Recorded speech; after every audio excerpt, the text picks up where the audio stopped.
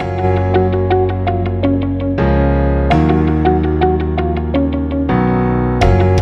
welcome back to another video here on Sam's Crafty Castle. Today we are making birthday pop-up cards because that's a whole lot of fun. That is a background I made previously, and I sort of kind of walk you through how to make that background in this video, but a little variation on it. So I am using the Gina Designs Birthday Bash stamp set, and I'm taking the string stamp, for lack of a better word. There's 3 stamps that work together to make those banners like you saw on that card panel I made before. And that's basically what we're doing here, just a different design. So, I've taken the string and I'm going to stamp it in. This is not the vision I had for this card, but this is how it came out, and that's okay. Sometimes that's what happens, and sometimes you are like me and you just roll with it. So, I stamp the string 3 times each, so I get 3 little banners in the corners. And I was actually thinking about this after as I was working on the card, because you're going to see me count these in a minute. I'm going to realize I have 8 little sections, and you could have made a really cool rainbow card with this too. So this is me. I thought I was going to get one more across, but I don't. And I might still make the rainbow card and post it on Instagram. So keep an eye out on Instagram and see if I actually follow through and do that, because I kind of really want to do it now. But deciding those looked like rainbows inspired me to do this card as a rainbow, because I did the other one all in cool colors, and I had originally intended to do this one in warm colors, but realized I had enough space to do a full rainbow and decided to go the rainbow route. So I am using the Gina Designs ink, all of it, Red Hot, Tangerine Twist, Key Lime, nope, that's a lie, Wild Dandelion, Lucky Clover, why can I not think of the other 2? Blue Raspberry and Wild Dandelion. That is my go-to, like, bright primary rainbow selection, using the inks that I have. So I kind of split it up, and I did one is the warm side of the rainbow, and the other side is the cool side of the rainbow. And then, so that's how this, did I talk about this? I don't know. This is how those stamps work. So basically, you have the string, and then you have 2 sets of flags. This is the first set of flags, and I'm stamping now. And then there's a second set of flags that, like, layers, kind of, right in between the other ones. And that was one of these stamp sets that I thought was kind of, like, super fun and cool from this stamp set. So I had been greatly looking forward to using them, and I'm excited I finally did it. And then I filmed it, because why not? Because that's fun. So I'm just finishing up stamping these, and then I'm going to make a mistake, because that's what I do. So I had intended to sort of rotate the colors down. So, like, the purple should have gone with the green ones, the green would have gone with the blue, and the blue would have gone with the purple. But I did it backwards, because I started backwards. I should have started with the top one, and I started with the bottom one and confused myself, and this is me figuring out that I confused myself. So, basically, the colors are a little bit mixed up. I just made sure that I didn't have the same colors together. In the end is what I did, but my pattern got a little wonky. And you'll see it. Like, well, you can't see because the video is very zoomed out. But if I zoomed in, you could see that my lining up of my flags is not perfect, but that's okay, because it's handmade cards and they're not going to be perfect. And that's all there is to that. So, I'm doing the same thing here with the warm colors, although I am trying to mimic the messed up pattern I did with the cool colors down below, and I think I get it pretty close. But I kind of remember getting confused, so don't look too closely because it might not be right either. But, yeah. Okay, moving on to die cut time. So there you go, you can see the kit that this came out of. The kit is no longer available because I took too long to use it, but you can still buy all the pieces separately. So you can still buy the Birthday Bash stamp set, and then what I'm using now is the Happy Birthday Trio die set. I think that's what it's called. Links will be in the description below. Hopefully I come back and edit this again and remember to put it on the screen too. So, I'm cutting that out in this rainbow paper from Elle Studio. I got that in my Crop and Create box, and I have to admit I am a big fan of that pattern paper. Unfortunately, I have so much pattern paper that I don't know what to do with it, so I'm trying to behave myself and not buy more. But if I did not have more pattern paper than I knew what to do with, I would probably be buying more. I really, really like their paper. And it comes in like a different size too. It's not like 6x6, but it's not 8.5 by 11. And I'm sure if I went on the website, it would tell me exactly what size it is. And I feel like I know that, but I can't remember it right now. So, yeah. But I've enjoyed using it, and I still have some left. So, you'll probably see it a few more times. So I cut out the happy and birthday words in black because I thought that's what I wanted. Turns out it's not what I wanted. So I do leave the happy in black, but I decided I don't like the way the birthday looks, so we're going to have some fun with that in a little bit. But this is how that die cuts. You cut the shadow piece out, and then you cut all the letters out for happy, and those like don't stick together, and you layer them in there. And then you got the scripty little birthday thing out, and you use that, and it layers over the top. It looks really cool. You'll see what happens when I glue it in. So I decided to stick with the rainbow theme and ink blend my little birthday greeting. So I could have done the smart thing and like ink blended a little piece of paper and then cut out the birthday, but that's not what I did. So instead, you get to only partially see me ink blend this happy birthday. This not even happy birthday. It's just birthday. I'm recording this voiceover after work, and I'm realizing that might not be the best idea going forward. But I wanted to get the video done, so you get kind of weird and strange loopy me. And anyway, so I am ink blending the birthday greeting and making it pretty and rainbowy and match all my little flags and things, and it comes out really nice. But I could have ink blended a piece of paper and then cut out the birthday, but I think this lets me sort of distribute the colors where I want them a little bit more, if you will. But it came out good either way, so it doesn't really matter. I really like the rainbow birthday, though. I think that adds a little something something to it. And then I'm going to trim down my background just a little bit because I did do it on just a regular old A2 sized panel, and I wanted a little bit of the card base behind it to show, so I wanted to trim it down a little bit. Then I am putting some foam tape, that's not tape, that's dots, that's definitely foam dots. I am putting some foam dots on the back of my happy birthday because I want to pop it up, which if you know me, you know this is a monumental occasion because I almost never use foam dots, but if you watch the vlogs, you know that I discovered I have almost an entire drawer full of them, so I decided that I probably need to start using them. So you're probably going to see me use a lot of foam tape and foam dots and things in the upcoming weeks because I have so many of them and I should be using them.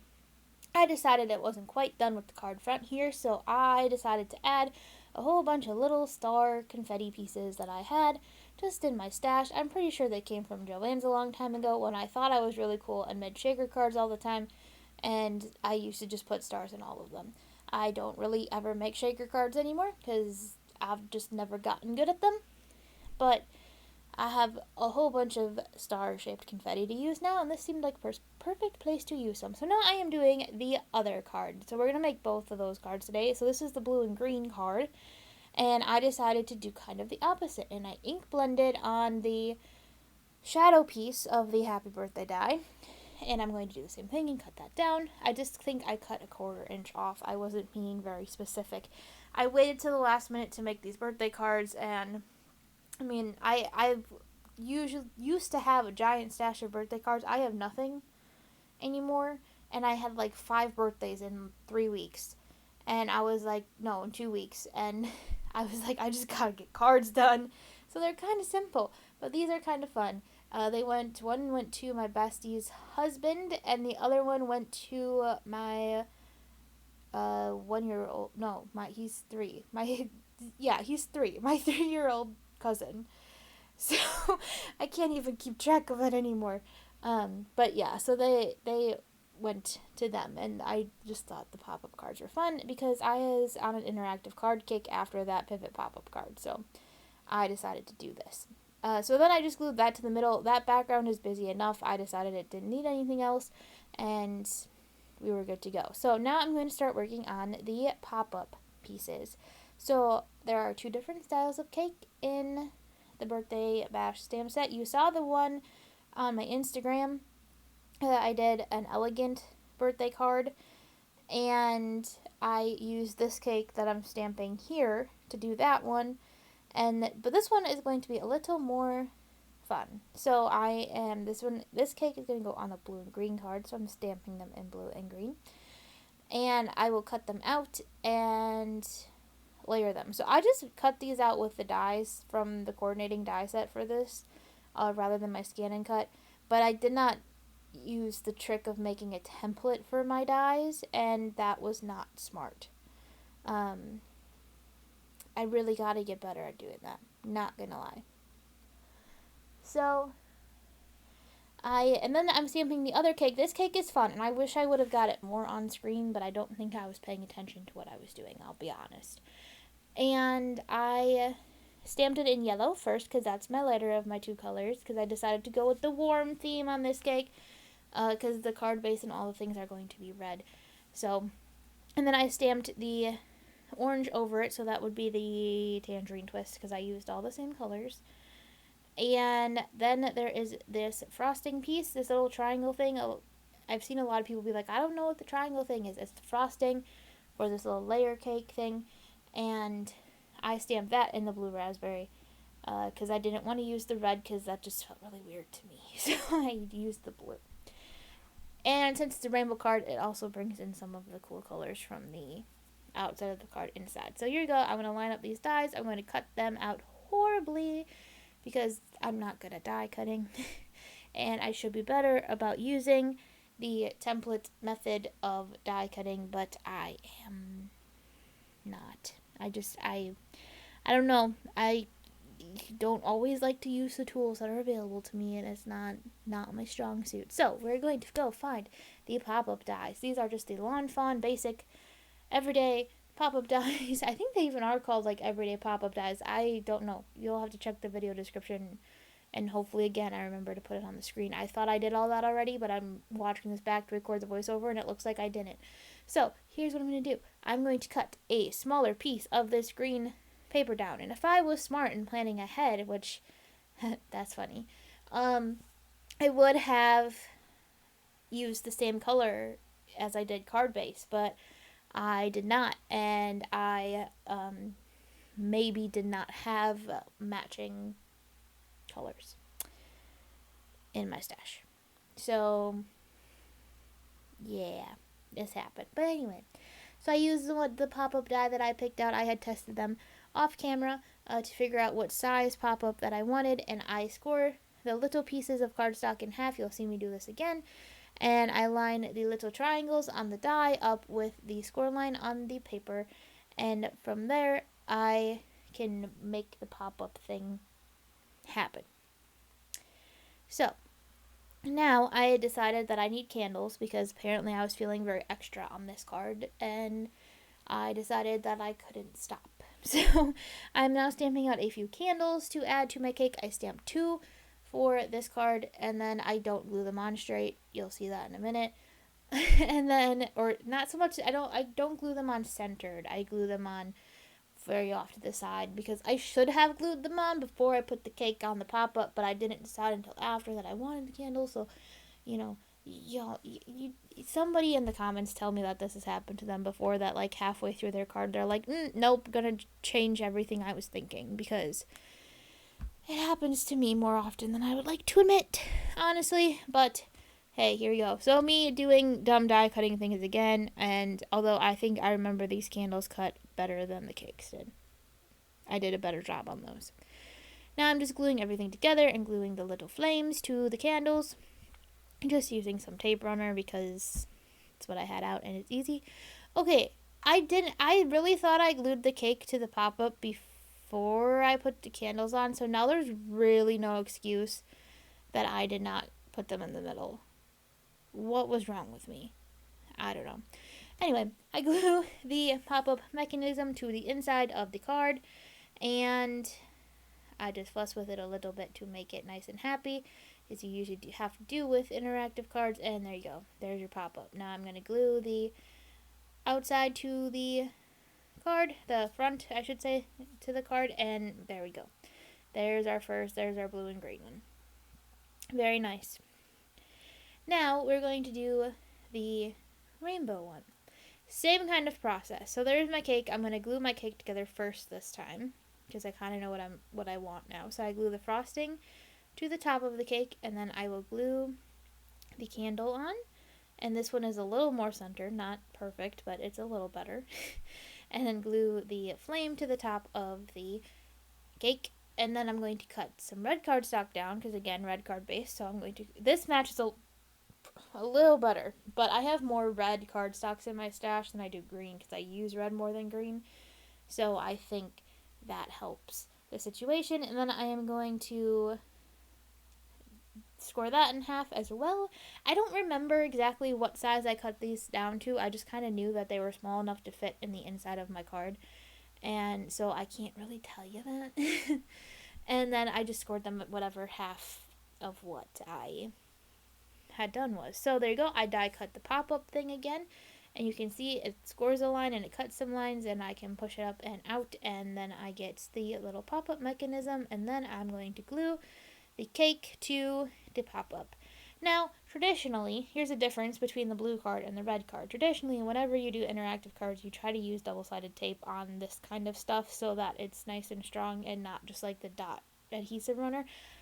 Again, I'm not gonna lie, was just kind of rushing and didn't think about it on the blue card, so I used the adhesive runner. But on this one, I used the double-sided adhesive. Plus, this one was also the one that was going to the 3-year-old, and I was like, the 3-year-old may be a little rougher on it than the 30-something-year-old. So I decided that it was best to just be a little extra safe on the 3-year-old card. So I used the double-sided adhesive on that one.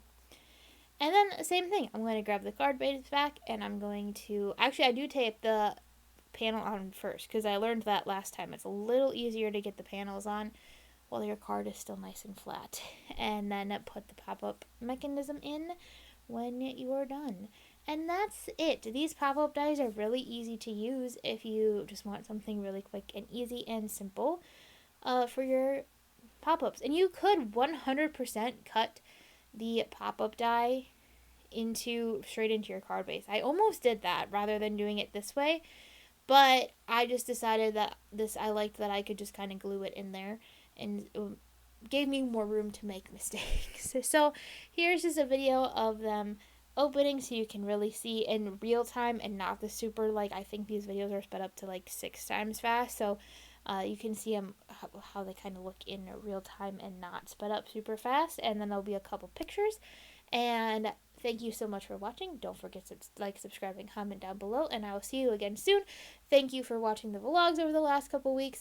We are obviously back to your regularly scheduled programming, but I do think I'll be doing the vlogs again, just so you know.